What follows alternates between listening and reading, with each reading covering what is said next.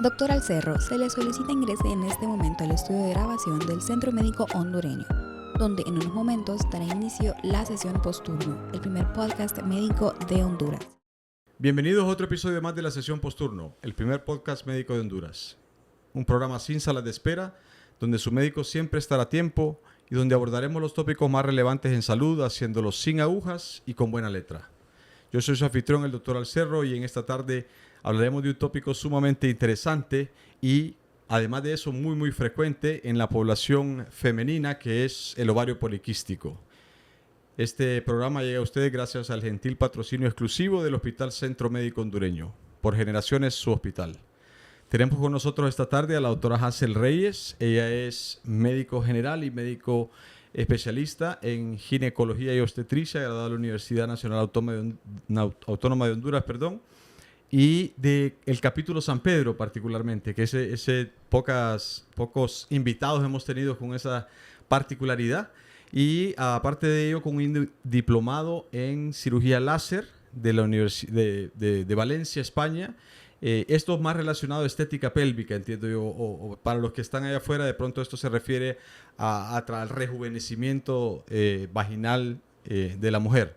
Y de igual manera también un diplomado en Costa Rica en ese mismo ámbito, en ese mismo aspecto. Doctora Hazel Reyes, bienvenida, un gusto tenerla aquí con nosotros. Gracias, doctor Alcerro. Para mí también es un placer poder compartir con usted esta tarde en este programa tan interesante. Me encanta porque he sido parte del centro médico en los últimos 10 años, así que es como estar en un hospital en familia. Me agrada mucho el tema que vamos a tocar el día de hoy porque es ovario poliquístico, con el entendido que es una de las causas más frecuentes de consulta, tanto en mujeres jóvenes como en mujeres ya un poquito más adultas. Esto es un grave problema porque se relaciona mucho con trastornos metabólicos, se relaciona mucho con problemas de infertilidad y en la actualidad estamos viendo que las mujeres estamos postergando bastante la maternidad. Correcto. La mujer ya no tiene miedo después de los 35 años a decidir empezar su maternidad en ese momento y hemos cambiado un poquito los estereotipos de pensar que la mujer tiene que embarazarse en los primeros 20, 25 años de vida. Y esto es porque ya nosotras las mujeres estamos como más deseosas de poder sobresalir y destacar en otros ámbitos, no solamente en la maternidad, lo cual no está nada mal. Pero sí con esto tenemos que tomar en cuenta que llevamos un riesgo bastante elevado de disminuir nuestra fertilidad y si a eso le asociamos todo lo que nos rodea, como por ejemplo la obesidad. Es un problema mundial gravísimo que tiene mucho que ver con ovario poliquístico.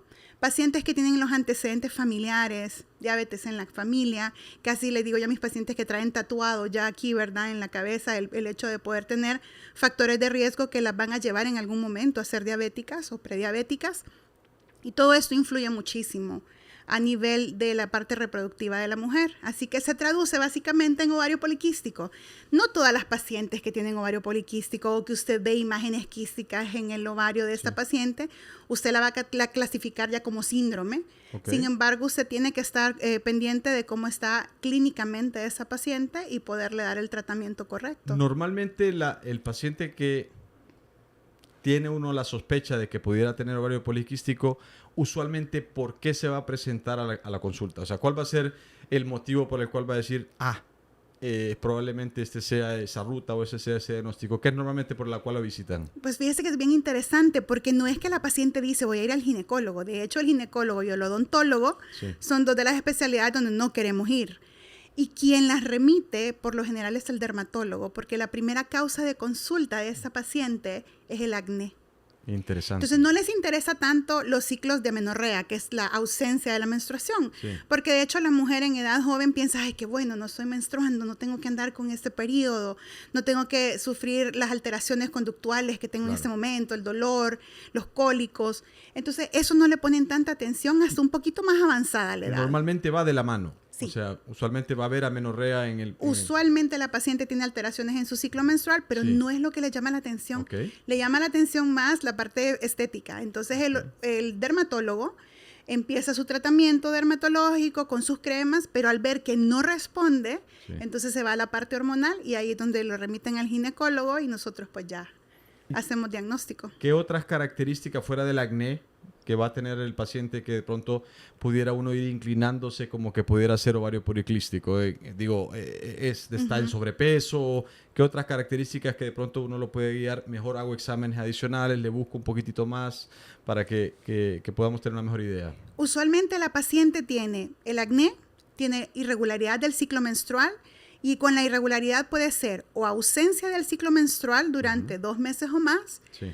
o ciclos que no son en la misma fecha, o pacientes con sangrados muy abundantes en diferentes fechas. ¿Ya? Entonces, esa irregularidad del ciclo es una de las cosas que más tiene que la paciente tomar en consideración. Agregado a esto, la paciente dice, doctora, subo de peso muy rápidamente y no está en concordancia con lo que yo estoy comiendo. O sea, no como tanto como para haber subido 10 libras en una semana. Sí. Aparte de eso, la paciente empieza a quejarse mucho de los vellos faciales, empiezan a sacar barba, bigotito, Okay. La paciente empieza a ver mayor vello en todo el cuerpo, se depilan las pacientes, ya pueden utilizar muchas diferentes técnicas y vuelve a crecer el vello. Sí. Entonces eso le llama mucho la atención a la paciente. Son básicamente las cosas que una mujer tiene que estar pendiente. ¿Cómo pudiéramos definir la enfermedad? O sea, entendería yo que son pequeñas masas alrededor del ovario, y cuál es esta relación con el metabolismo. O sea, ¿por qué se altera tanto el metabolismo con la presencia de ellos ahí? Fíjese que en realidad es al revés, doctor. Se altera el metabolismo y aparecen estas pequeñas irregularidades. La paciente que tiene ovario poliquístico, el 95% presenta una enfermedad metabólica que se llama resistencia a la insulina, que ahorita es la enfermedad casi como del siglo, ¿verdad? Sí. De moda. Y esto es porque las pacientes no comemos correctamente, no nos ejercitamos correctamente, nuestro estilo de vida es demasiado alocado, no dormimos bien, no hacemos ejercicio, como por lo menos 15 minutos, como dice ahora, que han acortado el tiempo del ejercicio. Y todo esto influye mucho en cómo se van a desarrollar las hormonas femeninas, porque nosotros necesitamos de varios órganos para poder producir óvulos.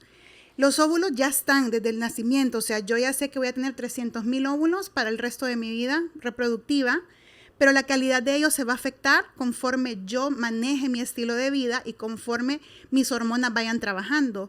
Entonces, lo que pasa en el ovario poliquístico es que no hay una descarga correcta de folículos estimulantes y de las luteinizantes y no van a producir ovulación. Entonces, solamente se van a seleccionar los óvulos y va a decir la hormona, ok, este es el óvulo que quiero para este mes, lo trae del centro del ovario, lo lleva a la periferia esperando que la otra hormona diga, ok, lo maduro, lo expulso para que se pueda embarazar esta paciente, pero no pasa eso, entonces quedan acumulados alrededor del ovario. Y al hacer un examen radiológico, usted va a ver que pareciera como que le hubiera puesto un collar de perlas al ovario. Es una imagen bastante distintiva. Sí. Que se llama así en collar de perlas, porque así parece. Usted parece que le puso un montón de perlitas al ovario y así usted puede diagnosticarlo. Entonces, mucho del enfoque del tratamiento está en tratar de mejorar el estado metabólico. Correcto. De hecho, ese es el punto toral. Claro. Yo les digo a mis pacientes, ustedes pueden buscar de médico en médico, esperando que alguien les diga algo diferente y todos les vamos a pedir lo mismo. Sí. Pierda peso, porque uno de los principales tratamientos que nosotros damos, que es la metformina, ¿verdad? Que es como todo el mundo lo sabe, lo utilizamos porque necesitamos bajar esa resistencia a la insulina que le está condicionando el problema metabólico y le está condicionando el ovario poliquístico a la paciente. ¿Cómo va a mejorar usted, doctor, sin necesidad de la metformina? Usted lo puede hacer perfectamente. Claro. Usted lo que tiene que hacer es mejorar su alimentación. Sí. Acuda con una nutricionista si lo necesitamos, pues vamos con la nutricionista. Y aparte de todo el ejercicio. Recuerde que usted que la insulina es una hormona que lo que va a hacer es que el músculo la necesita para hacer ejercicio. Y si yo tengo en exceso insulina, ¿qué es lo mejor que yo puedo hacer? Ejercitar mi músculo para que la consuma de forma natural. Y no tenga yo necesidad de tomar tanto medicamento o en dosis tan elevadas, por ejemplo. Y esto normalmente se supone debería de ser un tratamiento transitorio. Se supone, pero no siempre pasa, doctor, porque recuerde que, como ya le dije, nosotros ya tenemos historias familiares de pacientes diabéticos en la casa, pacientes con resistencia a la insulina, y eso es como un tatuaje que yo no lo puedo quitar, está aquí. Yo sé que tengo una madre o un padre que son diabéticos, la predisposición a que yo tenga esa enfermedad en determinado momento es mucho más alta que un paciente que no tiene ese tipo de familiares. Entonces hay que tener mucho cuidado, porque si yo tengo estos antecedentes, yo debo de cuidar mi peso, Correcto. yo debo de cuidar mi alimentación, yo debo de cuidar mi ejercicio, yo debo de cuidar mi estilo de vida. Y no lo estamos haciendo. En su experiencia, que creo que pasa mucho en el paciente diabético, que no es muy apegado a su tratamiento, a veces sí, a veces no, que es que descuidó la dieta. Claro. ¿Cuál ha sido su experiencia de decir, mira, yo sé que esto te va a sonar horrible, pero el tratamiento ni modo es como al diabético? ¿Hay apego más o menos, digo, pensando en que esta parte es más con el futuro de que yo pueda al final poder concebir, digamos, tener una familia? ¿Es un poquitito, lo toman más en serio o la irregularidad es más o menos igual?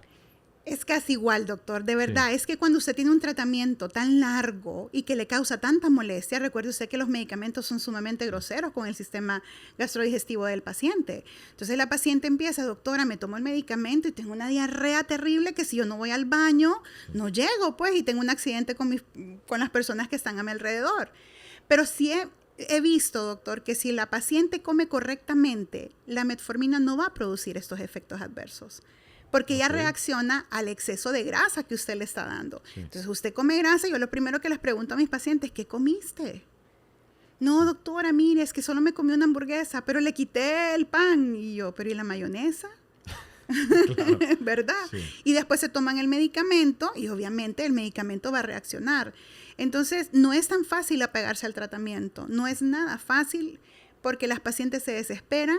Esta es una enfermedad que no se va a mejorar en 3 meses, porque como hablamos, es un problema metabólico. Yo no voy a pensar que una paciente vamos a perder peso. Por ejemplo, a mi edad, doctor, en este momento en el que yo estoy, pues no estoy tan avanzada en edad, pero obviamente yo no pierdo el peso que pierde una muchacha de 20 años. Claro.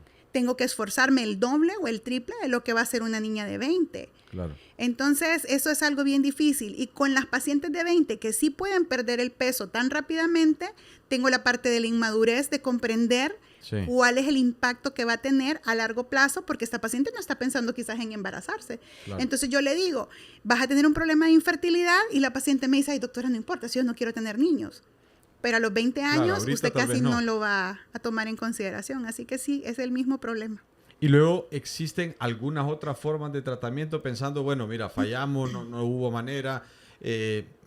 Existen, digo, estoy pensando fuera de la caja, pero ¿puedo ir a quitar esos quistes para que sea un poquito más productivo o no? Fíjese que sí. De hecho, que hay una técnica que se llama drilling ovárico que lo utilizamos, pero lo utilizamos más en aquellas pacientes que sí quieren embarazarse, porque lo que vamos a hacer es estimular el ovario a producir óvulos de calidad. Sí. Pero en realidad, ¿de qué me sirve yo llegar a extraer cada uno de esos ovarios si el problema es hormonal? ¿Qué va a pasar el siguiente mes o en 2 meses? Claro. Vamos a tener exactamente lo mismo.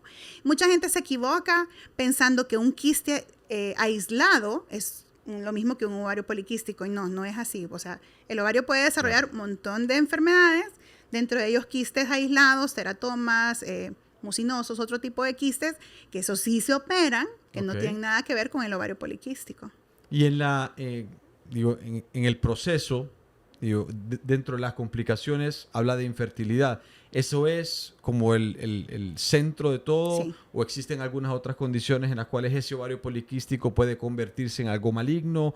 Más o menos, ¿cuáles pudieran ser los riesgos a largo plazo si yo lo dejo en paz o tengo muy mal tratamiento o no le pongo atención? Pues una de las cosas que va a pasar, de hecho, es infertilidad. Sí. Infertilidad en el 90% de los casos. Yo siempre les digo a mis pacientes, que usted tenga ovario poliquístico no significa que usted es infértil del todo tampoco, porque hay buenos sustos, doctor. Tengo pacientes que han dejado incluso el tratamiento, pasan los años y salen embarazadas, ¿verdad? Entonces le digo, ok, sí puede pasar. No es un método de planificación tampoco como para que lo tomen así. Pero el impacto que tienen es básicamente que le están avisando a usted que algo pasa en su cuerpo. Sí. Entonces él está diciendo, si no te cuidas, te vas a hacer diabética. Claro. Eventualmente eso va a pasar. Si no te cuidas, vas a desarrollar un síndrome metabólico como tal, hipertensión, hipotiroidismo. Muy pocas veces se relaciona algunos tumorcitos cerebrales en la hipófisis, ¿verdad? Que se llaman prolactinomas, que es una cosa muy, muy pequeña, pero de hecho que sí lo vemos también. Entonces el ovario, yo pienso que es uno de los órganos más inteligentes que nosotros tenemos porque detecta muchos factores de riesgo en la paciente. O sea, es capaz de poder identificar a largo plazo qué puede pasar si no le ponemos atención. Claro que sí. Y luego, ¿en qué momento, si es que entrara en juego dentro del tratamiento, hay alguna ayuda hormonal? Porque entiendo que muchas veces se les da pastillas de planificación como para que regular el ciclo, pero ¿qué función presta en todo el proceso? Fíjese que hay como un poco de discordancia entre unos médicos y otros, ¿verdad? Los endocrinólogos piensan de una forma, los ginecólogos pensamos de otra, y como que no nos logramos poner de acuerdo en muchas cosas. Pero, por ejemplo, el uso del anticonceptivo, realmente usted sabe que cuando nosotros tomamos pastillas para planificar, no existe una menstruación como tal. Correcto. Sino que es un sangrado porque quité los medicamentos. Se llaman sangrados por deprivación. Pero uno no le explica eso a los pacientes porque es como bien complejo hablar. Entonces la paciente asume que es su periodo menstrual. Sí. Entonces nosotros damos anticonceptivos porque una de las cosas que les estresa a la paciente es no tener su sangrado. Claro. Entonces nosotros lo que vamos a hacer es que le vamos a permitir que tenga su sangrado. Otra de las cosas que vamos a hacer es parar la selección de óvulos durante un tiempo para que no agotemos los óvulos. Recuerda que nosotros no tenemos una producción ilimitada como lo tienen ustedes de esperma, ¿verdad? Claro, Usted puede llegar a los 90 y sigue produciendo esperma. Sí. Las mujeres no. Y una de las cosas también como más importantes, doctor, es porque a la paciente le estresa mucho la parte de la cara, la piel. Sí. El exceso de vellitos, el acné que tengo, doctora, el pelo sumamente grasoso. Entonces los anticonceptivos ayudan con eso. Ok, entonces para aclarar, porque yo hasta ahora estoy educándome mucho de la misma manera, los anticonceptivos lo que hacen es o sea, detienen todos los ciclos. Detienen los ciclos. Entonces la presencia del sangrado es, ¿por qué motivo? Por deprivación. ¿Qué significa eso? Voy a tener sangrado menstrual porque voy a quitar el anticonceptivo. Pero no es una menstruación normal como tal. Ah, por eso es que vienen en colores. Correcto. O sea, cierta cantidad de pastillas. Correcto. Bloquean y de ahí tengo un poquito. Por eso los anticonceptivos tampoco son que porque tengo ovario poliquístico, ay, voy a agarrar este, voy a agarrar el otro, voy a ir a la farmacia. No, cada anticonceptivo tiene su indicación. Sí. La paciente con ovario poliquístico que tiene sangrado abundante, yo puedo utilizar un anticonceptivo de 28 días para cortar su sangrado, para que su sangrado por deprivación no le dure 8 o 10 días. Ni ande con toallas sanitarias nocturnas cada 2 horas, ¿verdad? Que se esté desangrando. Claro. La paciente que tiene, por contrario, ausencia de los ciclos, puede utilizar uno de 21 días para permitirle que ella vea su sangrado. Okay. Entonces, cada cosa tiene su indicación.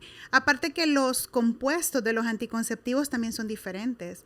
Hay unos que necesitan más ciproterona, por ejemplo, porque son aquellas pacientes que van a tener demasiada testosterona, que es lo que produce el acné, que parecen niños que andan con el acné aquí, acá y acá. Sí. Y nosotros lo que vamos a hacer es parar esa testosterona y lo vamos a utilizar con un tipo de anticonceptivo. Si lo que ocupamos es mejorar, por ejemplo, el estado emocional de la paciente, hay muchas pacientes que tienen la habilidad emocional, el síndrome premenstrual, asociado a ovario poliquístico, voy a utilizar otro tipo de componente. Ya. Entonces, cada paciente tiene su indicación. Excelente. Ahora, las características clínicas de los periodos me mencionaba que son irregulares. Ahora, hay quienes, y de pronto desviándonos un poquito del tema, pero hay quienes van a manifestar un poquitito más dolor, un poquitito más síntomas Sí. Del momento menstrual, que cefalea y otras cosas. ¿Dónde existe esa variabilidad? ¿Hay alguna cosa que uno puede identificar? Mira, no es que tú porque, bueno, en algunos casos he entendido que los que tienen algunas masitas, que ya me explicará usted, dentro del útero tienden a ser un poquito más doloroso su ciclo, claro, y tal. Pero varía, ¿y por qué varía? Sí, doctor, porque lo que va a pasar es que, por ejemplo, si tienen miomas, que es a lo que usted se refiere, que correcto, son las masas dentro del útero, están justamente ubicados donde se desprende el tejido que yo voy a menstruar. Okay. Entonces eso va a producir mucho dolor. Pero generalmente, si no son de gran tamaño, van a doler durante la menstruación. El resto del mes, la paciente va a pasar bien. A menos que sean de gran tamaño, ¿verdad? Okay. Que eso sí tengo que hacer la aclaración. Pero en la paciente con ovario poliquístico, el dolor pélvico es constante. Okay. O sea, yo tengo mi periodo menstrual, me duele. Sí. Ando sin mi periodo menstrual, me duele. Estoy ovulando, me duele. Si es que llego a ovular. Pero siempre el dolor, y las pacientes se quejan mucho de dolor pélvico en ambos lados, ¿verdad? Casi siempre bilateral. Y casi siempre se debe porque los ovarios están sumamente inflamados. Una cosa importante también es que se quejan de dolor durante la relación sexual. Okay. Entonces se quejan de mucho dolor y eso es porque durante el acto sexual, pues obviamente el útero se mueve un poco, al igual que las trompitas de falopio, claro, ¿verdad? Durante el acto sexual y puede producir mucho dolor. Ahora, eventualmente, tratando el problema, pues se espera que pueda tener una vida fértil y un embarazo normal, claro, o tienen mayor tendencia de pronto a hacer ectópicos de pronto o embarazos, que eso se refiere a embarazos fuera del útero, o tal vez pérdidas o algunas otras cosas, o es igual, no, mira, si tú tienes tratamiento te va a ir bien, no te ocupes. Si la paciente se embaraza sin el tratamiento, tienen mayor riesgo de producir embarazos anembrionados o embarazos...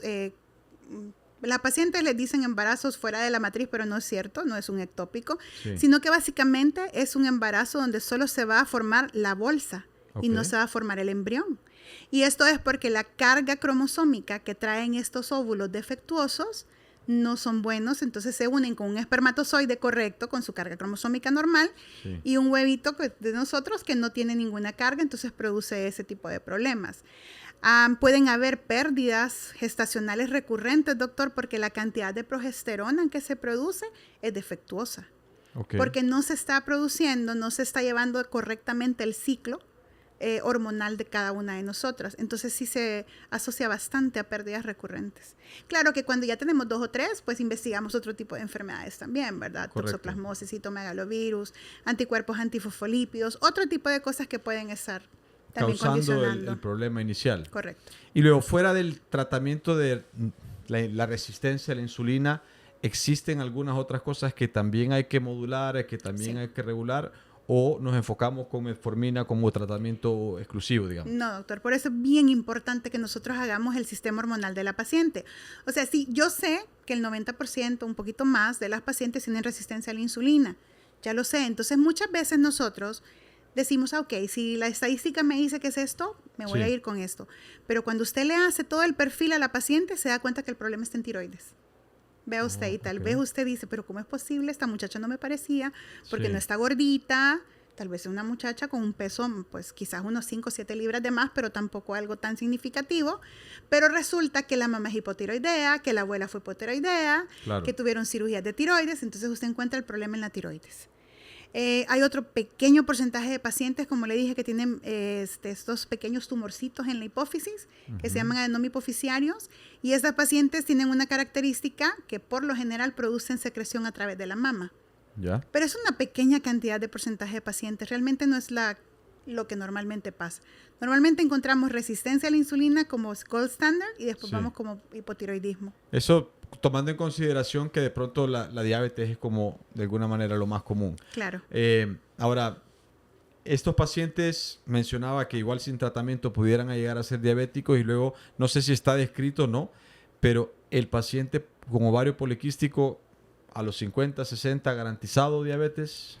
Casi que sí, doctor, porque yo tengo pacientes, por ejemplo, con niveles de insulina 2 horas después de comer, 4 o 5 veces lo esperado. Yeah. Entonces, casi que es, claro, una paciente diabética lo que usted está teniendo acá.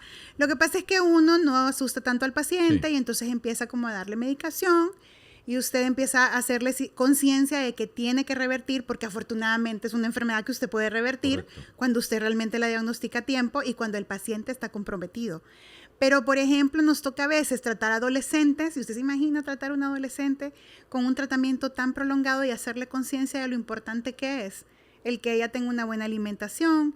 Las muchachas ahora están muy estresadas con que pasan en las redes sociales. Sí. Las redes sociales les hacen que estén mucho tiempo desveladas, y usted sabe que el desvelo, claro, el no dormir, va a disparar los niveles de insulina sí o sí. No, y con poca actividad física también. De pronto, claro, estar detrás de la pantalla y del monitor no va a generar absolutamente ninguna otra cosa más que comer. Sí. Comer. Y va a llevar, por ende, esas características. En cuanto a me mencionaba algunas de las opciones de tratamiento en el tomar medicamentos, algunas de las opciones quirúrgicas. Sí me interesaría ver si tenemos algunas otras opciones. Llámese, yo no sé si tal vez estaré pensando muy sofisticadamente, pero si externamente ahora como quitamos con medios como láser desde afuera, ¿Existen algunos tratamientos que podamos hacer o tiene que ser todo, mira, no, aquí es tratamiento médico o quirúrgico? Esas son las opciones que tenemos. En realidad el tratamiento médico es el gold standard, doctor. Sí. Es muy raro que nosotros llevemos a una paciente a quirófano por ovario poliquístico. Muy, muy raro. Ya sea con láser, realmente no podemos hacer mucho. Sí existen unas fibras que podemos meter, igual como hacemos la cirugía laparoscópica ustedes, Sí. y que podemos hacer punciones, pero es el drilling ovárico que nosotros Claro. hablamos, pero está más orientado a paciente que quiere embarazarse Claro. y que necesitamos estimular un poco el ovario. Pero ya así como un tratamiento como tal y decir, ok, con esto te curas y que no hay problema, no. En realidad sí es tratamiento médico. Y Es de luego mucho la esfuerzo. otra cosa es cuánto tiempo espera ella o estar en tratamiento. O sea, esto se va a convertir en una cosa de por vida. Yo entiendo que obviamente no va a ser corto poder mejorar estos niveles metabólicos, pero generalmente se trata de una paciente que va a estar 6 meses, 1 año, 2 años, 3 años o hasta que le llegue la menopausia. Pues fíjese, doctor, que realmente eso depende de la paciente. Sí, De cómo la paciente se comprometa con sus manejos. Yo tengo pacientes que han empezado con un sobrepeso y han logrado manejar su síndrome metabólico y sus ovarios poliquísticos a dieta y ejercicio. Eso sí, realmente están muy comprometidas. Son 7 días de ejercicio los que hacen, sí, básicamente 1 hora de cardio. No es fácil con este estilo de vida tan loco que llevamos. claro. Entonces yo les digo a mis pacientes, si no quieres estar eternamente con un tratamiento que lo empiezo, que lo quito, que vuelvo otra vez porque ya me siento mejor, me lo voy a quitar, van a pasar 3 años y voy a estar bien, pero eventualmente esto vuelve a pasar porque nosotros dejamos nuestro estilo de vida. No es fácil, yo lo comprendo, no es nada fácil. Claro. Entonces yo le digo a mi paciente, si tú quieres mejorar, tienes que comprometerte con tu salud. Porque la receta aguanta, doctor, con todo lo que Claro, yo le lo ponga. que uno le ponga. Sí. Todo, yo le puedo escribir todos los mejores medicamentos. Ahorita hay muchos medicamentos que se están utilizando, ¿sabes? Los inyectados, Claro. para mejorar el peso, para mejorar la insulina. Funciona muy bien el medicamento. La bolsa lo resiente, Sí. ¿verdad? Porque a diferencia de la metformina es sumamente cómodo, el otro es más caro, pero tiene sus ventajas también para utilizarse. Pero ¿qué pasa cuando usted deja de utilizar el medicamento? Si usted no cambia su estilo de vida, usted va a volver a lo mismo. Va a volver a subir de peso, Claro. va a volver a tener los mismos problemas, volvemos otra vez al ovario poliquístico, volvemos a los ciclos irregulares. Claro. Entonces, definitivo, el enfoque en realidad es que casi que cuidarse uno mismo y tratar de, en la medida de lo posible, ir cambiando un poquito lo que hacemos. Creo que Correcto. fundamentalmente para que podamos ir mejorando. Algunas de las recomendaciones para que la gente pueda identificar ese tipo de problemas y decir, mira, si empiezas a notar este tipo de características, visita a tu médico, estas son las cosas que son signos de alarma, qué cosas pudiéramos compartir con la gente para que puedan tener ellos como signos de alarma y de importancia para hacer una visita. Fuera de que debería de ser parte de la norma, ¿no? Correcto. Una vez al año, pero normalmente no tenemos esa educación y esa seriedad para estos servicios de salud. Pues una de las primeras cosas es que noten algo irregular en su ciclo menstrual. O sea, Sí. algo que diga a la paciente, esto no es normal porque no es una cantidad, calidad, duración de mi ciclo menstrual. Si yo antes tenía ciclos de 28 y de pronto tengo un ciclo de 45 días, algo está pasando, mi cuerpo me lo está gritando. Sí. Si de pronto yo empiezo a subir de peso de forma descontrolada, algo está pasando, tengo que ver. O por el contrario, si estoy perdiendo peso, porque en el caso de pacientes hipertiroideas, usted sabe que hacen Claro, todo la lo tendencia, contrario. sí. Algo está pasando. Pero no cerrar los ojos, sino que por el miedo nosotros dejamos de hacer muchas cosas y cuando ya llegan a la consulta, pues tienen que someterse a tratamientos un poquito más groseros en todo aspecto. La paciente que está teniendo mucho acné. Las mamás tenemos que empezar a ver al ginecólogo como parte de la rutina, doctor. No solamente la mujer que tiene vida sexual es la que va al ginecólogo. Claro. Si usted tiene una niña que la acaba de desarrollar, pues llévela a su ginecólogo para que la niña empiece a tomar conciencia de que este es un médico normal al que ella va a visitar y poder empezar a hacerle sus chequeos. A las niñas de 12 años le hacemos una vez al año, ¿verdad? Ok. Y les vamos dando recomendaciones a los padres también, que a veces los pediatras no lo hacen. Sí. ¿Verdad? Porque a veces los pediatras se enfocan en otro tipo de asuntos, ¿verdad? Lo Claro. cual está bien. La mayoría de los pediatras sí lo envían al ginecólogo a las niñas, pero las mamás tienen un poquito de resistencia con eso. Piensan que es como darle una introducción a la vida sexual a la hija, y lo cual no es cierto. En ese sentido, considerando que normalmente vamos a tener pacientes más jóvenes, diría que el punto de partida debería de ser el momento que inicia ese primer ciclo menstrual. Decir, ok, mira, Correcto. ya empieza a trabajar ya nuestro sistema reproductivo de una forma más formal. Es este momento donde tenemos que tener una evaluación por el ginecólogo. Y ahora, en esa primera evaluación generalmente es un panel, se hace exámenes de sangre. ¿Qué espera? ¿Qué pudiera esperar la madre para quitarle un poquitito ese temor? Fíjese que no somos tan agresivos. Lo que hacemos básicamente es un ultrasonido pélvico, Sí. una evaluación del crecimiento, el Tanner, las niñas, las mamas, su Sí. vello púbico, la distribución. Y le damos indicaciones a la mamá qué espera a partir de su primera menstruación o menarca, cómo se va a comportar el ciclo menstrual durante ese año de esa niña, porque obviamente es un sistema hormonal nuevo el que Sí. está acabando de comenzar, entonces no va a funcionar a la perfección. Y hay que explicarle a la mamá para que no tenga ese terror de decir, ay, Dios mío, mi hija desarrolló en enero, doctor, y estamos ahorita en noviembre y no ha vuelto a menstruar, porque también pasa y es Claro. normal en este momento. No necesariamente es problema. No necesariamente es. Ok, y ya para cerrar le diría, si hubiese alguna otra recomendación en específico o de pronto mensaje que quisiera compartir con la gente que nos escucha con respecto a su especialidad en particular. Yo sé que, y lo he vivido en casa, la experiencia de las mujeres de mi casa por lo menos es como un poquitito de temor siempre de mejor no quiero ir a averiguar qué es lo que tengo malo, cuando en realidad hay que hacerlo con alguna regularidad en aras de tratar de prevenir que algo muy grave después vaya a suceder. En realidad sí tenemos que empezar a tomar conciencia de lo importante que es revisarnos, a tener un médico de cabecera de confianza, porque yo comprendo que ginecología es un área difícil. Usted está totalmente desnudo con una persona que usted Claro. no conoce, Sí, revisando sus claro, partes más privadas. Entonces eso genera un poco de estrés porque es cultural, doctor. claro. A las mujeres no nos enseñan que es normal que lo revisen, no nos enseñan que es normal la vida sexual, no nos enseñan tampoco a cómo poder disfrutar nuestra vida sexual, Claro. porque es un tabú. A la mujer no se le permite eso. Entonces tenemos que empezar a romper ese tipo de paradigmas. Realmente tenemos que mejorar. Tenemos que acudir al médico al menos 2 veces al año para poderlo hacer de rutina, así como va donde el internista. Sí, El ortopeda también necesita que uno lo revise. Hay ciertos momentos donde yo remito ortopedia, pacientes en menopausia, usted sabe lo importante que es para usted revisarlas, no solamente para mí. Entonces necesitamos las mujeres definitivamente cambiar un poco esa mentalidad con respecto a cómo vemos el ginecólogo. excelente. Doctora Hansel Reyes, un gusto que ha podido compartir con nosotros esta tarde. Esperamos y le dejamos las puertas abiertas para cualquier visita futura. En ginecología hay un montón de temas de interés, no solo el ovario poliquístico, sino que hay muchas otras cosas de las cuales seguro vamos a poder conversar. Gracias, doctor. Ha sido un placer para mí conversar con usted esta tarde. Y a todos ustedes que están allá afuera, hasta la próxima.